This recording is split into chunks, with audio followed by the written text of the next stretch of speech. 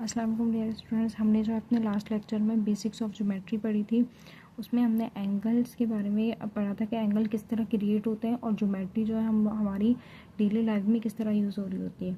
अब जो है हमारी शेप्स के बारे में हम लोग पढ़ लेते हैं कि सबसे पहले हमारी शेप है circle. Circle is a 2D close geometrical figure. Radius, diameter, chord and centre are some basic components of circle. हमारे पास जो सर्कल होता है वो 2D शेप में होता है, यानी कि हम जो है इसको किसी भी पेपर पे इस तरह जो है ड्रॉ कर सकते हैं। और जो है हमारे पास सर्कल के अपोजिट एक होता है स्फेयर।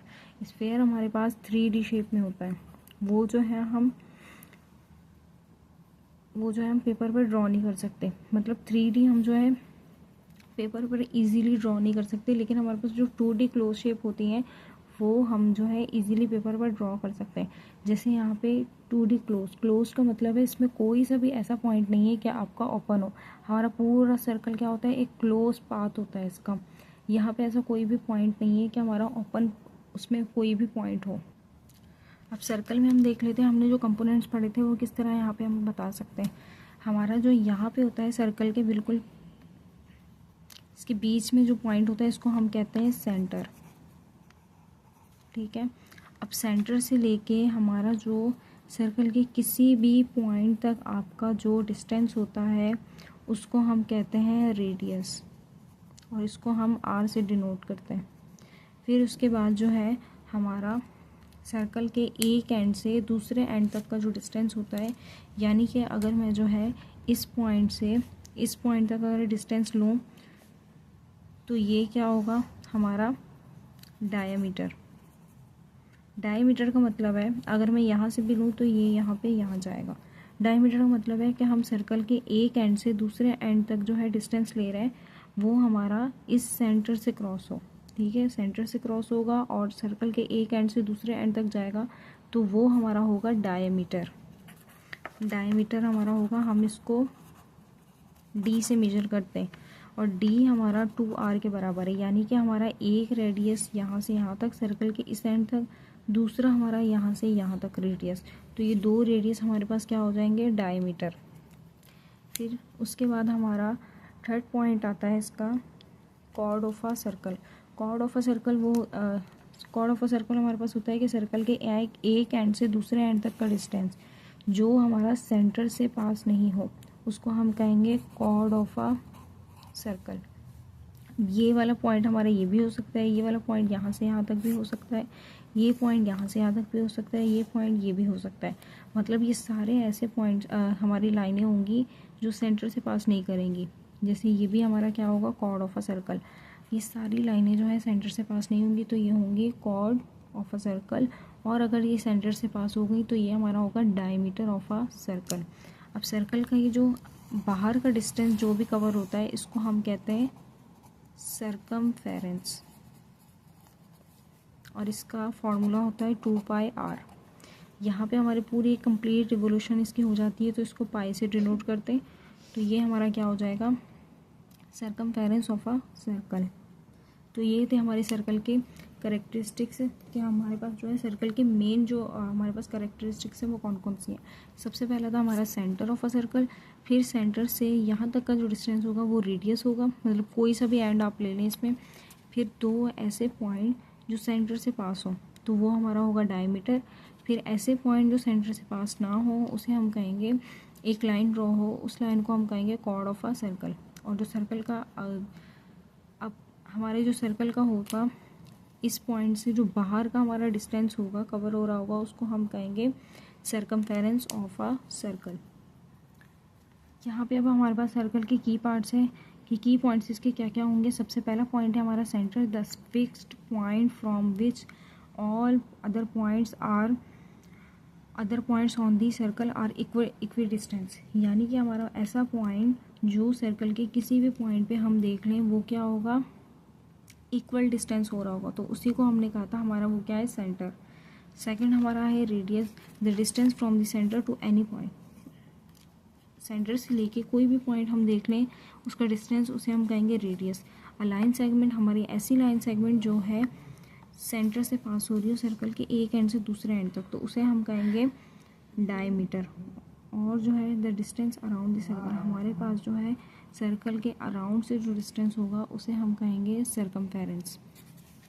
एरिया हमारे पास क्या होता है, the region enclosed by the circle's boundary, हमारे पास जो सर्कल के अंदर का जो इनक्लोज्ड सर्कल के अंदर का जो पार्ट होता है उसे हम कहते हैं ऐसा पॉइंट, यानी कि ये मेरा सर्कल है तो ये पूरा इसका क्या हो जाएगा, area. Line, a line is a straight, हमारे पास लाइन क्या होती है, स्ट्रेट वन डायमेंशन फिगर।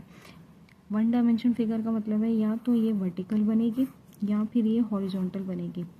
अब यहाँ पे एक अगर मैं लाइन बना दूँ तो इसको मैं एक्सटेंड कहाँ कर सकती हूँ, और अब उसी के अपोजिट इसको और जो है एक्सटेंड कर सकती हूँ, वर्टिकल होगी या फिर ये हॉरिजॉन्टल होगी। अब इसके दो टाइप्स हैं।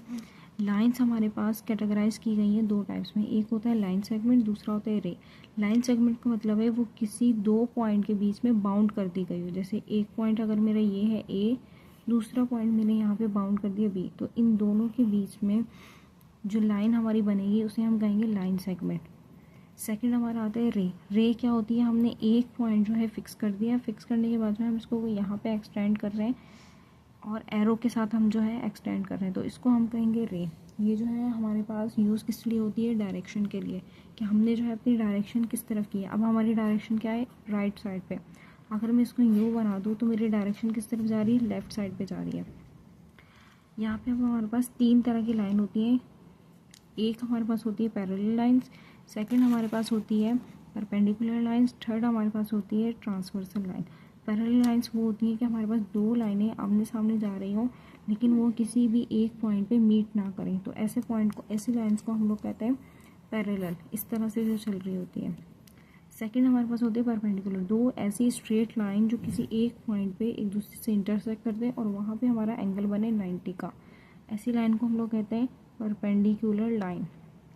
थर्ड है हमारी ट्रांसवर्सल लाइन। ट्रांसवर्सल लाइन हमारी वो होती है जो पैरेलल चल रही हो लेकिन किसी एक पॉइंट पे मीट कर जाए, तो ऐसी लाइन को हम लोग कहते हैं ट्रांसवर्सल लाइन। अब ये किस तरह होंगी, एक लाइन हमारी ये चल रही है, एक लाइन हमारी ये चल रही है, लेकिन ये एक ऐसा पॉइंट होगा जहाँ पे ये क्या हो जाएंगी, इंटरसेक्ट कर जाएंगी, तो इस पॉइंट को, ऐसी लाइन को हम लोग कहेंगे ट्रांसवर्सल लाइन। लास्ट लेक्चर में हम लोग ने पढ़ा था पॉलीगॉन। पॉलीगॉन हमारे पास, a polygon is a flat close two dimension shape, हमारे पास पॉलीगॉन होते two dimension shape with straight side, यानी कि अगर मैं इस तरह से कोई सी भी एक शेप लूँ तो ये किसी भी एक पॉइंट पे क्या होंगी, स्ट्रेट साइड होगी। अगर मैं ये वाली साइड कंसिडर करूँ तो ये क्या होगी, एक स्ट्रेट लाइन या स्ट्रेट साइड इसकी हो रही होगी। अगर मैं ये वाली लाइन कंसिडर करूँ तो ये भी क्या होगी, हमारे पास स्ट्रेट साइड होगी। That are connected end to end, हमारे पास इसका क्या होगा, एक एंड दूसरे एंड से कनेक्टेड होगा, जैसे ये लाइन जो है इससे कनेक्टेड है, फिर ये पॉइंट इससे कनेक्टेड है, ये इससे, इस तरह से ये जो है कनेक्टेड होगा एक दूसरे से। Polygon can not have curve sides, इसमें जो है हमारे पास कर्व साइड नहीं होगी, and must have at least 3 sides, इसमें एटलीस्ट जो है हमारे पास 3 साइड्स होनी चाहिए तभी हमारे पास पॉलीगॉन होगा। हमने लास्ट क्लास में डिस्कस किया था कि हमारे पास पॉलीगॉन क्या होता है, 3 साइड का हमारे पास जो है क्लोज शेप बनती है 3 साइड पे, और यही हमारा होगा पॉलीगॉन। अगर मैं ये इस तरह बना दूँ तो ये मेरा पॉलीगॉन नहीं होगा, लेकिन अगर जो है मुझे पॉलीगॉन चाहिए तो पॉलीगॉन के लिए मुझे 3 साइड चाहिए, तो 3 साइड मेरी ये भी हो सकती है, 3 से ज़्यादा भी हो सकती है, 4 भी हो सकती है, मेरे पास 5 भी हो सकती है, इस तरह से कुछ 6 भी हो सकती है। तो ये सारी की सारी मेरे क्या होंगी, पॉलीगॉन। पॉलीगॉन क्यों होगी, क्योंकि ये 3 साइड्स हैं, ये 3 से ज़्यादा है। दूसरा, अगर मैं ये वाली लाइन कंसिडर करूँ तो ये क्या होगी, स्ट्रेट साइड होगी। दूसरा, ये 2 डायमेंशन होगी, और इसके अलावा जो है इसके सारे एंड जो है एक दूसरे से कनेक्टेड होंगे, इसीलिए मेरे पास क्लोज शेप भी है, तो इसको हम कहेंगे पॉलीगॉन। और अगर जो है मेरे पास क्लोज शेप नहीं है तो उसको हम कहेंगे वो हमारा पॉलीगॉन नहीं है।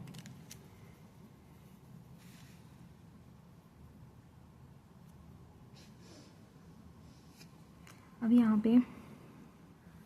पे हम देख लेते हैं हमारे पास रेगुलर और इर्रेगुलर पॉलीगॉन क्या होते हैं।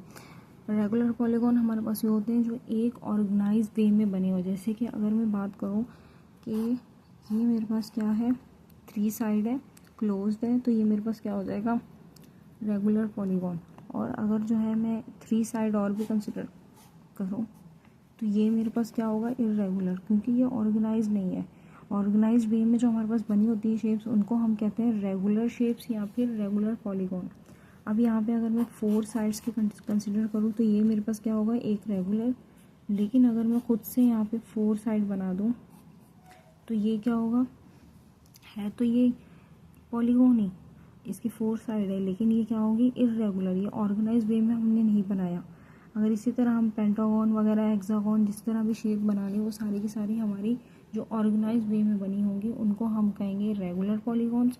और जो हमारे पास एक ऑर्गेनाइज वे में शेप्स नहीं बनी होंगी उनको हम कहेंगे इर्रेगुलर पॉलीगॉन्स।